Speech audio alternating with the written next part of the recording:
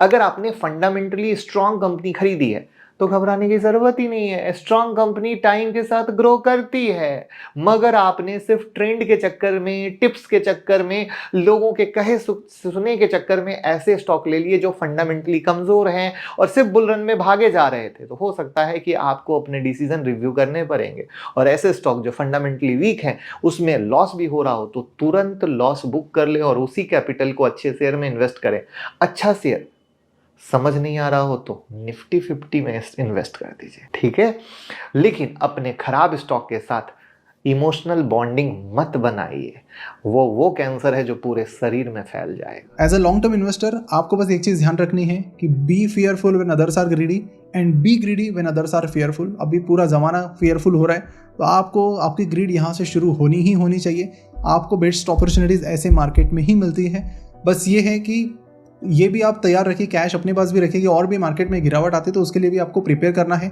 Overall market में invest करने की बजाय अगर आप स्टॉक्स में पर्टिकुलरली इन्वेस्ट करते हो तो आपको वो सिलेक्शन प्रोसेस पर ध्यान देना है, और अच्छी कंपनीज, अंडर वैल्यू स्टॉक्स आपको यहाँ पर मिलने की प्रोसेस जो है वो अभी शुरू हो चुकी है। डिस्काउंट जस्ट शुरू हो चुका है, देखते हैं कब तक चलता है, और जब तक चलेगा अपॉर्चुनिटीज बनेगी तो उसका फायदा आप जरूर लीजिए। तो ये समय होता है म्यूचुअल फंड्स में रेगुलरली एसआईपी को डबल करने का। तो मेरे को क्यों चिंता करने की जरूरत है, और मेरे पास ऐसा क्या विकल्प था जिससे मैं उससे ज्यादा रिटर्न कमा लेता बिना दिमाग लगाए। मैंने तो कोई दिमाग नहीं लगाया, मार्केट में बस पैसा डालता गया। मतलब एसआईपी इन्वेस्टिंग एक ऐसा है, समझदार लोगों का ये काम नहीं है। हाँ, अगर आप बेवकूफ हो तो पैसा कमा लोगे इसमें। मैं आपको बता रहा हूं, स्टॉक मार्केट में only fools can make money. Only fools can make money. Absolutely, smart peoples की जगह ही नहीं है ये। सिर्फ फूलिश काम करो आप। इंडेक्स फंड खरीद लो, वॉरेन बफेट कहते हैं इंडेक्स फंड खरीद लो, टोनी रॉबिन्स कहते हैं इंडेक्स फंड खरीद लो। आप इंडिया के सारे बड़े जितने भी फंड मैनेजर से बात कर लो, या जितने भी बड़े लोग जो मार्केट में इन्फ्लुएंस करते हैं, वो कहते हैं इंडेक्स फंड खरीद लो। क्योंकि यहां पैसा रुकने का है, हलचल मचाने का नहीं है। हलचल आप मचाओ अपनी नौकरी में। लोग क्या है, नौकरी में हलचल नहीं मचाते, वहां बैठ जाते आके, काम बस इतना ही करेंगे, वो ना जितनी तनख्वाह उतना काम। हाँ, यहाँ हलचल मचाएंगे, अरे अच्छा ये खरीद लो, ये बेच दो, ये खरीद लो, ये बेच दो। अरे क्यों, बैठो ना आराम से। वर्ल्ड का रिचेस्ट सक्सेसफुल इन्वेस्टर बोलता है मैंने गलतियां कहाँ करी। ये लोग ना असल ना लर्निंग मशीन्स हैं। हम लोग क्या करते हैं, जापान में कहावत है, गलत ट्रेन में बैठ जाइए ना तो पहले स्टेशन पे उतरिए।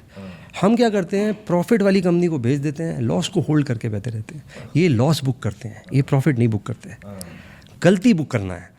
अगर चीज़ अच्छी है तो उसको मतलब, वो वॉरेन बफेट बोलता है मेरा favourite holding period is for ever. अगर कोक पी रहा है तो 78 से कोक लेके बैठा है, आज भी कोक पीता है, 93 साल का है। तो जो चीज़ कंटिन्यूटी में है, जो चीज़ कंसिस्टेंटली अच्छा करती जा रही है, उसको नहीं बेचना है।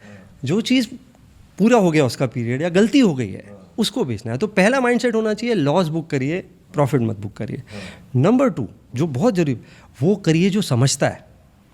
वॉरेन बफेट ने एप्पल के अलावा एक भी टेक्नोलॉजी स्टॉक नहीं लिया। पूरा टेक रैली मिस कर गए, ना अमेजॉन खरीदा। बिल गेट्स तो माइक्रोसॉफ्ट के उनके दोस्त हैं, सबसे बड़ा वेल्थ क्रिएटर बिल गेट्स अपने दोस्त का शेयर भी नहीं ले पाए।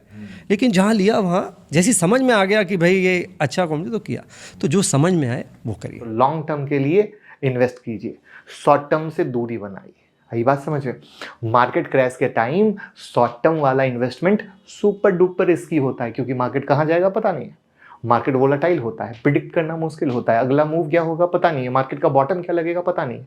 तो अगर आप लॉन्ग टर्म इन्वेस्टर हैं, शॉर्ट टर्म फ्लक्चुएशन की टेंशन मत लीजिए। जो लोग पैनिक में हैं, शेयर बेचते हैं, वो अक्सर बाद में रिग्रेट करते हैं कि मैंने लाइफ की बिगेस्ट मिस्टेक की जब मार्केट रिकवर हो जाता है। इसलिए पेशेंस रखिए और अननेसेसरी पैनिक ना करें, ठीक है।